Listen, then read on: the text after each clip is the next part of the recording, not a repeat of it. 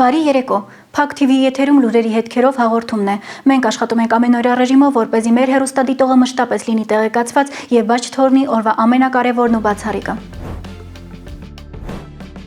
Թուրքական եւ ադրբեջանական լրատվամիջոցները ակտիվորեն տարածում են մի տեսանյութ, որտեղ երևում է, թե ինչպես են ադրբեջանցի զինծառայողները մտնում Արցախի օկուպացված տարածքում գտնվող մի տուն։ Նրանք մոտենում են հայ աղջկա լուսանկարին, դիպչում դրան եւ ասում, որ այն աղբի պես չեն նետի եւ որ իրենք ոչինչ չունեն կանանց դեմ։ Տեսանյութը ներկայացում է որպես մարդասիրական վերաբերմունքի օրինակ, փորձելով ստեղծել այն տպավորությունը, թե ադրբեջանցի զինվորականները իբր մարդասիրություն են ցուցաբերում տեղի հայ բնակչության նկատմամբ, սակայն իրականությունը բոլորովին այլ էր։ Այդ նույն ժամանակահատվածում տեղի էին ունենում խաղաղ բնակիչների բազմաթիվ սպանություններ, դաժան հաշվեհարդարներ, տարեց կանանց գլխատումներ եւ երեխաների սպանություններ։ Այս բոլոր հանցագործությունների մասին միջազգային լրատվամիջոցները գրեթե չեն խոսում։ Փոխարենը նման բեմադրված տեսանյութերը լայնորեն տարածվում են, ստեղծելու տեղի ունեցածի կեղծ եւ խեղաթյուրված պատկեր։ Միջազգային լրատվամիջոցները պետք է իմանան ճշմարտությունը։ Արցախում իրականացվել են ծանր ռազմական հանցագործություններ եւ նման տեսանյութերով հնարավոր չէ թաքցնել այդ իրականությունը։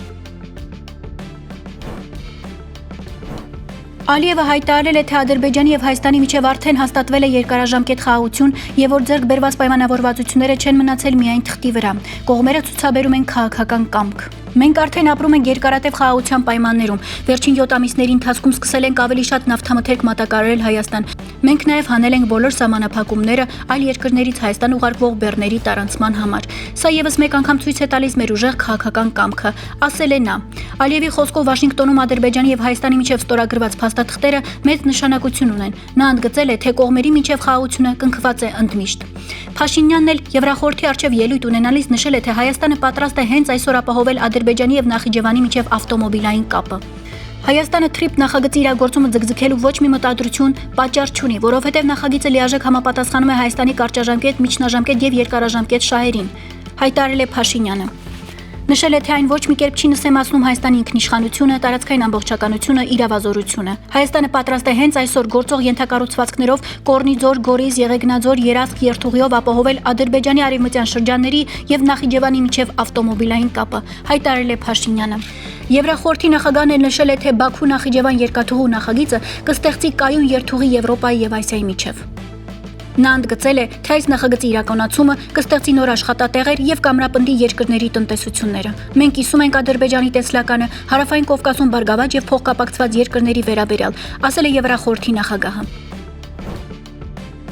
Զվարթնոց միջազգային օդանավակայան ժամանեց Turkish Airlines ավիաընկերության մեկնարկային չվերթը Ստամբուլի միջազգային օդանավակայանից։ Այսպիսով մեկնարկում է Ստամբուլ-Երևան-Ստամբուլ երթուղով թռիչքները ամեն օր, իսկ մայիսի 14-ից չվերթերի հաճախականությունը կհասնի շաբաթական 10, հունիսի 15-ից շաբաթական 14 չվերթի։ Հայաստան-Թուրքիա հարաբերությունների կարգավորման գործընթացի Թուրքիայի հատուկ ներկայացուցիչ Քլիչն էլ նշել է, թե 2026 թվականի մարտից Turkish Airlines-ը կանոնավոր չվերթներ կիրականացնի։ Պաշտոնական կայքում հրապարակված են ավիատոմսի արժեքները։ Երևան-Ստամբուլ երկկողմանի ավիատոմսերի գները սկսվում են 139 եվրոից, իսկ բիզնես դասի տոմսերի արժեքը 551 եվրոից։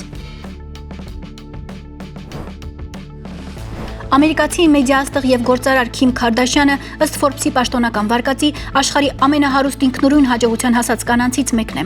Forbes-ի գնահատմամբ նրա կարողությունը կազմում է $2 միլիարդ, ինչը նրան ընդգրկում է աշխարհի միլիարդատերերի ցուցակում։ Քարդաշյանը հայտնի է դարձել Keeping Up with the Kardashians ռեալիթի շոուի շնորհիվ, սակայն հետագայում կարողացել է իր հանրաճանաչությունը վերածել բիզնես կայսրության։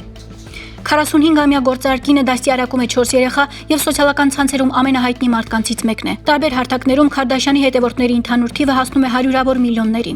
Նա նաեւ ակտիվորեն աջակցում է քրեական արդարադատության բարեփոխմանը եւ մի շարք սոցիալական նախաձեռնություններին։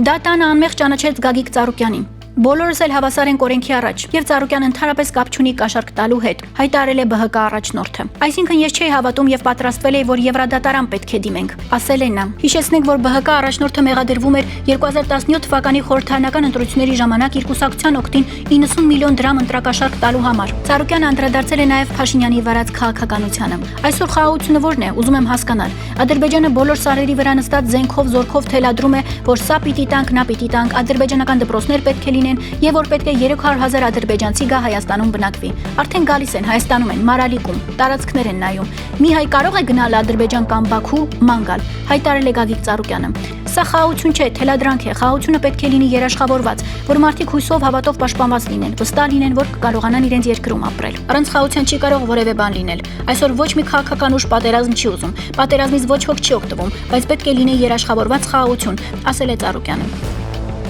Եվ վերջում օրվա տեսանյութ։ Clone Robotics ընկերության ղեկավարը հայտարարել է, որ նրանք առաջընթաց են գրանցում մշակման աշխատանքներում եւ որ իրենց հումանոիդ ռոբոտը մոտ 1 տարվա ընթացքում արդեն կկարողանա քայլել սեփական ոտքերով։ Հիշեցնենք, որ խոսքը վերաբերում է բիոմոտորիկային, որը հիմնված է մանրաթելերի վրա։ Կա կմախքային կառուցվածք եւ արհեստական մկաններ, որոնք կազմված են հազարավոր թելային մանրաթելերից։ Այսօրվա համար այսքանը, իսկ դուք շարունակեք մնալ Փակ TV-ի հետ լուրերի հետքերով եւ մի մոռացեք դառնալ մեր YouTube-յան ալիքի բաժանորդը օրվա ամենակարևորն ու բացառիկը բաց չթողնելու համար։